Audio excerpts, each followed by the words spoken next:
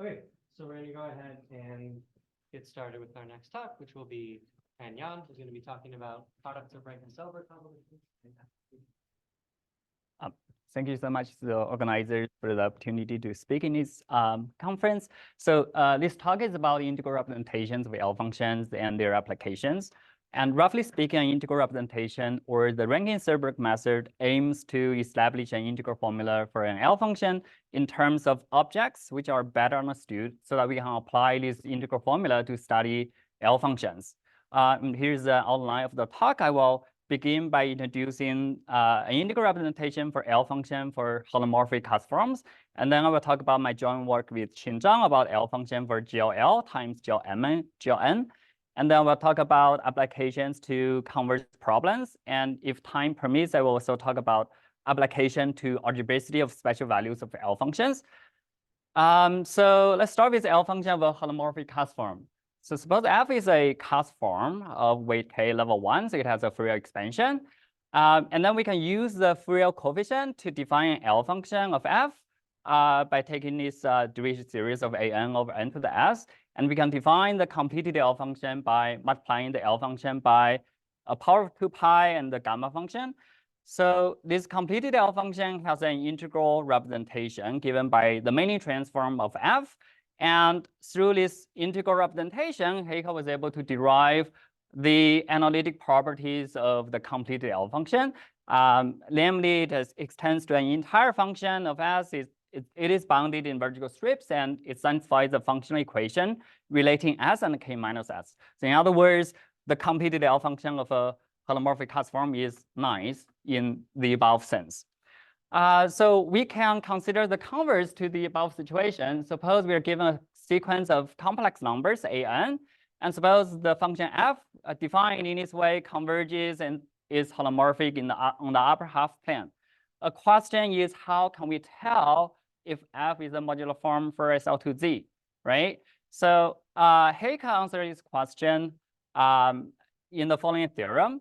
Suppose that the Dirichlet series defined in terms of an over n to the s is absolutely convergent, and suppose lambda s is ds times this factor, and assume lambda of s has the following 3 properties, then f is a class form of weight k for SL2Z. So this is Heike's converse theorem and gives a criterion of modularity in terms of analytic properties of L functions. Okay. So this is in the classical language. So now I want to talk about integral representation in the using automorphic representation. So we're gonna switch gears. So now we take a F a Lambert field. A is a ring of Adels. Psi is a non-trivial identity character of A, which is trivial on F. So now we take pi, tau 1, tau 2 to be hospital representations of GLL, GLM, GLN, respectively. So here we assume m and n are non-negative integers, so that L is greater than m plus n. In this talk, the upshot or the first goal of this talk is that we're gonna construct an integral representation for the product L function of pi times tau 1 times the L function for pi contragradient times tau 2 contragradient. So this will generalize the Jacquet, P.S. Shalaika, Rankin-Selberg convolution integrals for GLL times GLM. So let me introduce more notations. So BK inside GLK is the standard upper triangular Borel, and NK is the upper triangular nilpotent matrices. So we can define a character on N sub K in the usual way. So now, we have these 3 representations, right? Living in GLL, GLM, and GLN. So in fact, we're gonna construct a family of global integrals, and this family will depend on integer j between 0 and L minus m minus n minus 1. And we set k to be this integer. Okay, so we have an embedding of GLM plus n inside GLL in this way. So now we're gonna introduce a generalized Bessel period. So we let y sub j to be this particular subgroup of GLL. So here, V1, V2, those entries are our triangular unipotent. And then the rest of the entries, there's no restriction on those entries. So we define a character per psi sub j on y sub j in this way. It sees the entry V1, V2. It sees the last entry of x2. It sees the first entry of y2. Given a class form phi of GLL, we can define a Fourier coefficient of phi along the subgroup y sub j. So this is a generalized Bessel period for GLL. And now let's talk about some Eisenstein series. So we have a pair of complex numbers. We have a pair of representations, tau1, tau2. One is on GLMN, another is GLN. So now we can form this induced representation, inducing from tau1, tensor tau2, by some characters involving complex parameters. Okay. So if we have a section Fs in this induced representation, we can define the Eisenstein series in the usual way. So here is our global integral. So given a class form phi in the space of pi, given a section in this induced representation inducing from tau1 tensor tau2, we consider this global integral, which is the pairing between the generalized Bessel period with the Eisenstein series. And then the main theorem is that there is a choice of data so that this I sub j integral is exactly equal to these L functions times I sub j comma s, where I sub j comma s is a finite product of local integrals over the places in capital S. So here, the denominator in this expression, this is the normalizing factor of the Eisenstein series. In other words, if you take the normalized Eisenstein series in the global integral, then you will exactly get the product of in the numerator and times I sub j comma s. And also, we allow mn or n to be 0 in the construction, and in that case, the terms corresponding to tau2 or tau1 disappear. For instance, if n equals 0, then in this formula, we will exactly get the L function for pi times tau1. And the proof of this formula involves the usual steps in the theory of integral representations, global unfolding, local ramified computation, local ramified, and Archimedean nomination. So let me talk about the unfolding. So the integral I sub j is Eulerian unfolds to this expression involving the Whittaker function of phi paired with the Whittaker function of the section. We have this lower triangular unipotent subgroup. We have a y element here. Okay, so this is the unfolding computation, and this integral is Eulerian for decomposable data. So here's an example of the above construction. We take n to be 0. In this case, there's no tau2. So we just have tau1, which is a cuspidal representation of GLMN. And in this case, the Eisenstein series just becomes a cusp form on GLMN. Okay, so now I wrote down the integral in this case, and this unfolds to the Whittaker function of phi times the Whittaker function of phi prime times determinant absolute value to a power. This is exactly the Jacquet, Peirce-Schleicher, Rankin-Selberg convolution integral for GLL times GLMN up to a shift in the complex parameter. So now let's talk about the local theory. So once we've done the global unfolding computation, we want to compute the local integral when the data are unramified and normalized. So now F is a local field. Psi is a non-trivial additive character. So we have pi, tau1, tau2 irreducible generic representations of GLL, GLMN, GLN. We fix Whittaker functionals lambda I of tau sub I. Okay, so we have a section of this local induced representation, and then we can get a C-valued function by composing it with the Whittaker functionals. So that this consists of f of s. This is a C-valued function. And given a Whittaker function in the space of pi, given a Whittaker function of the induced representation, we can define the local zeta integral.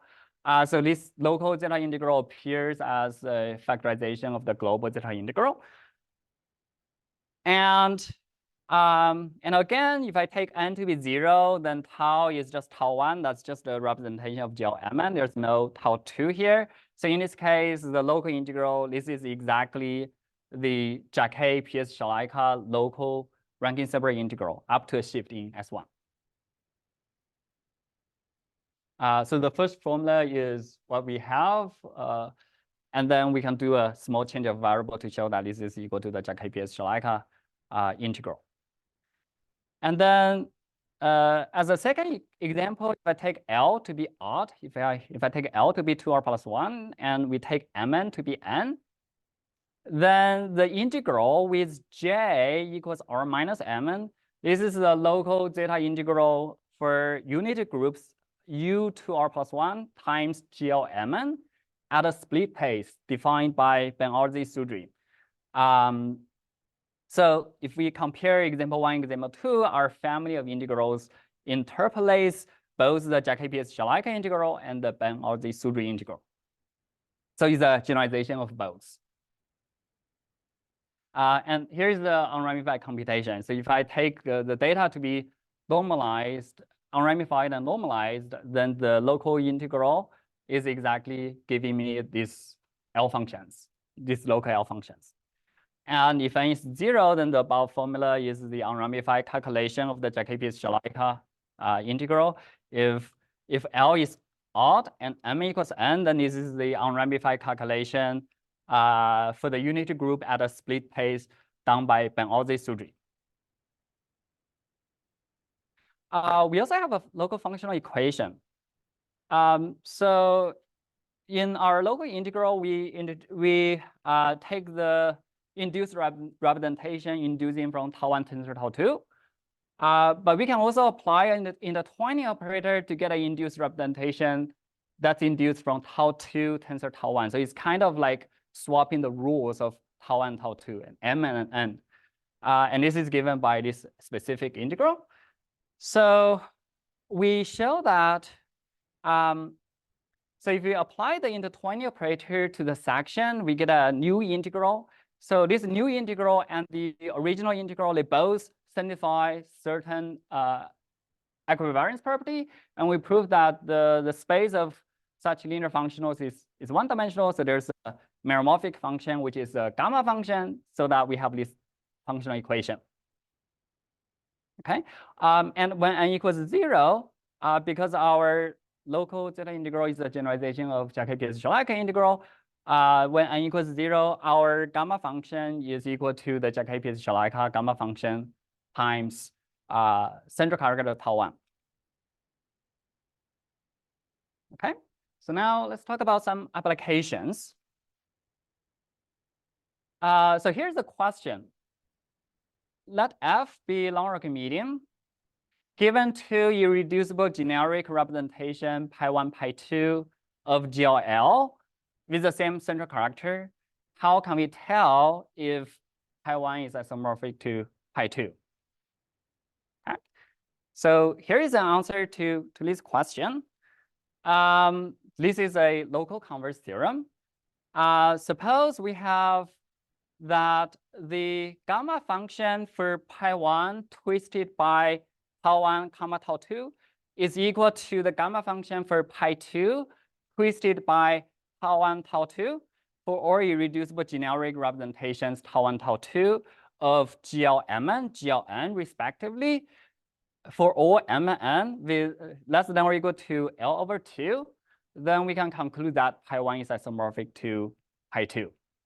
Okay, so this is the local converse theorem. It gives it characterizes the representation uniquely in terms of its invariance of using gamma functions. Okay, so there's a conjecture in terms of, there's a conjecture called the Jacquet's conjecture, which says that if the Jacquet PS Schleicher gamma function for pi1 twist by tau equals pi2 twist by tau for any tau of GLMN with Mn less than or equal to L/2, then pi1 is isomorphic to pi2. This is related to our work, and Jiang, Nian, and Stevens in 2015 showed that Jacquet's conjecture here is equivalent to the same conjecture with generic replaced by supercaspital. And later, Jacquet, Liu, and Chai, they proved Jacquet's local converse conjecture independently using different methods. So this conjecture now is a theorem. I want to point out that Jacquet-Liu's approach uses the double coset of GLL quotient by the Borel and the Mirabolic. In our local converse theorem, we use Bruchhaus decomposition of GLL quotient by Borel's on both, and as well as the theory on partial beta functions of Koch-Dal, Shahidi, and Tsai. So since our gamma function is a generalization or includes the Jacquet PS Schleicher gamma function, it looks like, or at the face value, it looks like our local converse theorem is weaker than the Jacquet's local converse conjecture, right? So here's a comparison between the two. So if we denote CT, the condition that is used in our local converse theorem, namely the gamma function for the twisted gamma function for pi1 twist by tau1 comma tau2 agrees for pi2 twist by tau1 tau2. And if I denote C prime of T, the similar condition that is used in Jacquet's local converse conjecture. In a work in progress, we have proved that our gamma function is equal to the product of Jacquet PS Schleicher gamma function up to normalizing factor. So the condition CT is actually equivalent to the condition C prime of T. Therefore, our local converse theorem gives a new proof of Jacquet's local converse conjecture, different from the ones in Jacquet-Liu and Chai. So this is the third proof of Jacquet's local converse conjecture. One important application of the Jacquet PS Schleicher integral is the proof of the global converse theorems for GLL using twist up to GLL minus 2. So there's a converse theorem of Koch-Dal and Pelasi-Shapira, which says that if I have a reducible admissible generic representation of GLL, so we don't know it's automorphic yet, right? However, if we know that if the twisted L function for pi times tau is nice for all irreducible caspital representation tau of GLMN with Mn less than or equal to L/2, then pi is caspital automorphic. Okay. So in the previous talk, we heard about Melissa talking about the strategy of proving functionality by using trace formulas. There is another strategy of proving Langlands functionality, which is the converse theorem. And I have listed some examples of using converse theorem to prove Langlands functionality. So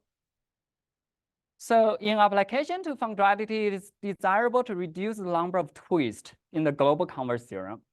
And in this direction, there's also a conjecture of Jacquet called the Jacquet's global converse conjecture, which says that you don't need to twist up to L/2. It's enough to twist up to it's enough to twist by L/2 instead of L-2, okay? So this is still widely open, and recently Jacquet-Liu gave a new proof of Koch-Dal PS GLL times GLL-2 converse theorem using purely global methods. And also the conjecture is known for L less than or equal to 4. The next small rank unsolved cases are the GL5 times GL2 converse theorem, GL6 times GL3 converse theorem. So that's still unknown. Okay, so we hope that our new integrals might shed some light on the above problem. Maybe in 1 minute, let me talk about another application of our global integral to the algebraicity of special values of L functions. So we give a cohomological interpretation of our integral in the special case where L is equal to mn plus n and prove an algebraicity result, which generalizes the result of Ragrum and Markov. So here is our theorem. This is John work with Yubojin. So we work over Q, and we assume that L is mn plus n plus 1, and we assume mn is even. We have three assumptions. Tau 1, Tau 2 have trivial central character and certain condition on the weights of the representations, and we have a certain Archimedean non-vanishing hypothesis. Then for any sigma and automorphism of C, we have this identity. So so the remarks on the assumption. The first assumption is not essential. One can drop the assumption at the cost of introducing a Gaussian sum. And then the second assumption is to make sure that spatial values are critical and the cohomologic pairing makes sense. And the last assumption on the long-vanishing hypothesis, this is the standard technical problem in the study of spatial values. So in the case for spatial L values for GLL times GLL minus 1, the long-vanishing hypothesis is proved by Bin Sun.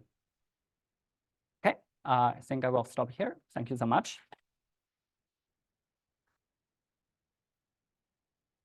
Okay, so I have time for like one question for Pam.